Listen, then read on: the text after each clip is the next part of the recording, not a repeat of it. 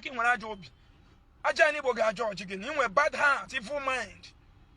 just ka ịnata people ego ị na-eme ekpere ji meta ọkụ nepa ewu ọkụ na adoration ewe na bem kedu ihe Jesus na-eme na adoration na-abụrụ igwu ndị mmadụ wayo 419 scammers na-eresa anya olive oil kedu ihe ji olive oil ma bụrụ isi rice n'obodo oyibo olive oil ọgwụ nwere headache. My people, on a good morning or good afternoon, good evening, based on where you are watching me from. Another one don't happen again. No be small something, my people. E don't set, everywhere don't scatter.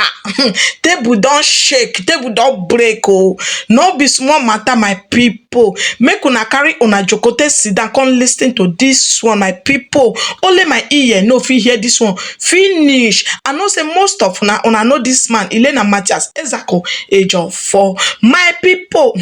Mathias not get joy. E dey paro. Una know say e get one update when I drop concerning this lady. So one dey see her pissed here when this lady come fall for market where people full for crowd. Now so Mathias come turn himself to emergency, my people. He can't use the motor take carry this lady go hospital. Now Mathias don't come back. No be small thing. He dey paro. He say may Africa may they wake up. May they wake up. I know if you use my mouth 10 yarn finish wetin happen for inside this video. Even the doctor treat very small cardiologists surgeons. Umazi.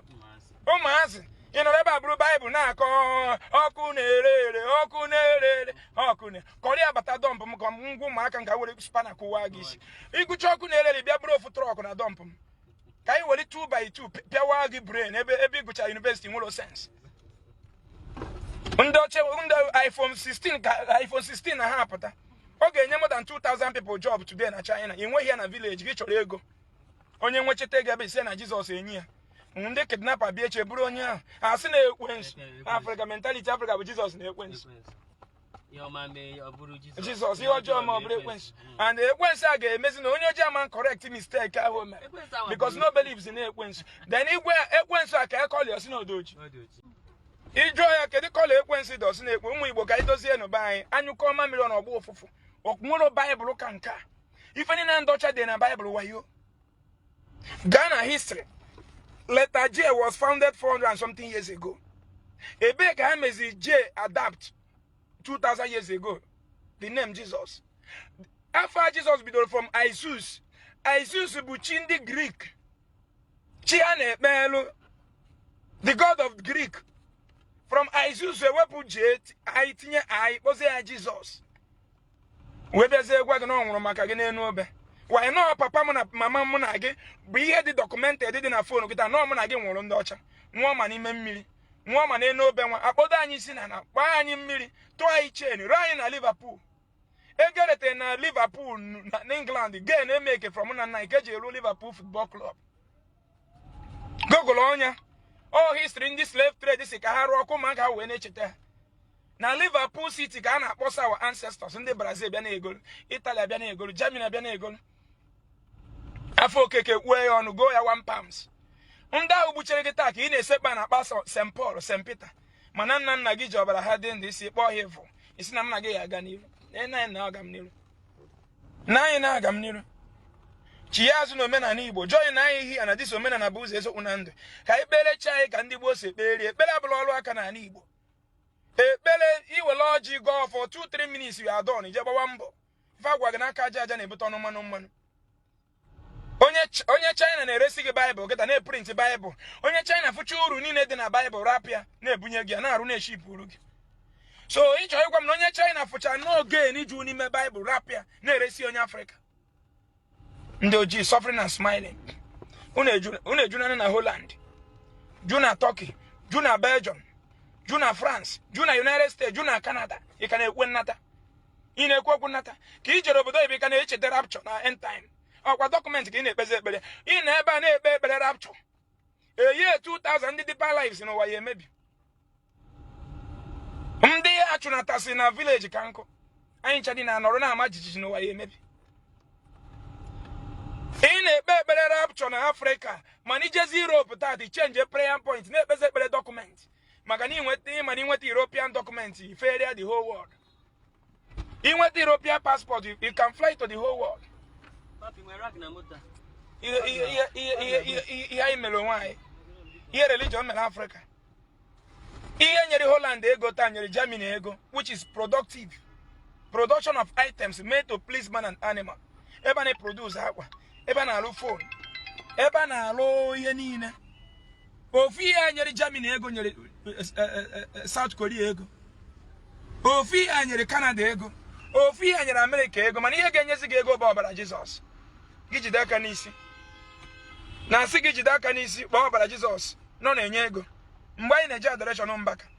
Mbaka kwụwagide anyị kwụwa m ọtọ mmiri magide m ma mfụọ m uche Mbaka nwere ajọ obi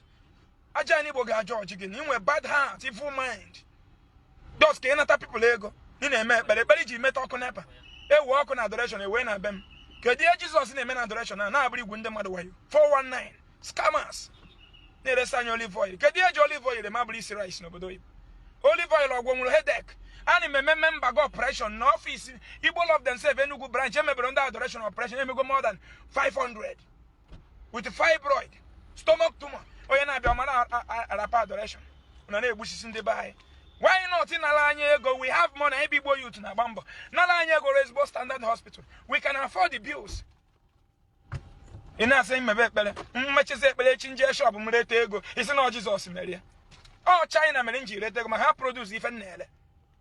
were Jizọs code o m nara m common sense enwe ozi m uche enwe ihe ọma mere m ga-ekene mbọ m gbara kene my ancestor kene ndị m ji ọbara ha dị ndụ ọ na-ebe akwa na ya bụ onye mmehie onye ifite ọgwụ arịpụta na-ebe akwa na ya bụ onye mmehie si Jizọs nwere m obi ebere nwere kedu ihe imere kedu mmehie imere agụụ na-agụ gị ị nwere ego egwu ịnwụ na-atụ gị maka na ife other young big men na-anwụ a na-ekidnap ha na-egbu ha na-anwụ na ụlọ ọgwụ adọrọ accident na-egbu ha nwanne m ọsọ ga-adapụtara m na gị bịa m otu m nọ n'ụzọ eme travel kịta enwe ego mkpọrọ onwe m taa nke ma gaa today maka na ụzọ adịghị mma that is it enweghị mmụọ ya bụ trailer chọọ ịdagbu m ebe m nọ na yara ime you know I need the government to change all these things. Ndo ka chọọ ihe help anyị ha lead anyị in protest otu Reverend Martin Luther King si wee mee na America. Reverend Martin Luther King ka onye ojii taata ekwu okwu ọsịsọ duto na America ka ndị ojii ekwu okwu ọsịsọ eziokwu ka asị o jere mewe speaking in tongue la la la la la la la but he lead a peaceful massive protest we block or White House niile we si America yes anyị mana egolo anyị ego n'olu mana anyị chọziri ịbụ citizen inye onye ojii tenkobo inye onye ọcha tenkobo inye onye ojii tenkobo we want to become a citizen. Now their massive protests attract the attention of international community. Umbuwa webe tinye ọnụ maka na fe mego ihe ndị nna nna anyị gwara anyị na ọ bụ na agwọ emere ihe o ji bụrụ agwọ ụmụ nwaanyị were ya mee gịnị ka nkụ ndị ụka poverty dị na Nigeria ndị ụka na rejoice so because more there is poverty more chọọchị na-aga ahịa ma mụ na nkịta anyị bido jewe obodo oyibo ka some of us mepe anya mana onwere Jizọs na-enye ego onwe gbasara China na Jizọs ego dị ya because ha nwee product Martin Luther King wee tapuo protest Mbowa tinye ọnụ nye ya freedom emeze ndị black citizen taata ị na-ama chọrị na America ị na-ekene Martin Luther King ịma na ikwesị ise kpara na isi Martin Luther King dị asọ yọbara gị ahụ mana onye ojii na ga-eme ya sent ịma na onye Martin Luther King bụ na ị ka na-eje America taa protest a bụ ihe mere onye America ji wee chịa onye ojii ji wee chịa America for 8 years which is Barack Obama not only na onye ha freedom mekwuzie ha chikwuzie the state for gịnị 8 years tabi na-eme ekpere onye ọcha na-eme common sense ị na-eme nye gị ekpere na-eme common sense na be inu na ọ bụ na night vigil anyị na-eje ebe a na-arụ ọrụ pupu ya na-eme everyday inu na go na pope conduct night vigil more we are hungry more church na-aga afọ ịchọ onye ya degree n'isi gị ya gbatọ na ma go na agụ gị more ị na-declare receive your blessing amen can I prophesy papa receive your open door amen nwa atụrụ Jesus onye riri can I speak to you papa yes papa receive a turnaround in the name of Jesus amen receive your upliftment in the name of Jesus amen onye Jesus na-enye gị upliftment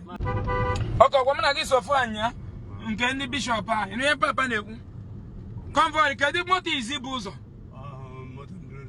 moto ndị road safety ebe ndị bishop na reverend father jere meeting moto bụ ụzọ bụ road safety before ndị police before ndị army before ndị bishop na pastor mana apụta ekpuchi ego n'ọbara Jizọs isi na ndị afụrụ gị n'anya ịfụgoro nwaanyị a gosi daa Jizọs bụ Jizọs ọ bụrụ na ya gafetere ebe a nwaanyị aga n'ebe agbati nwaanyị ya ibujere ụlọ mepee na anya ụmụ Igbo pee na ya ka idozie onwe anyị na anyị taga afụrụ nne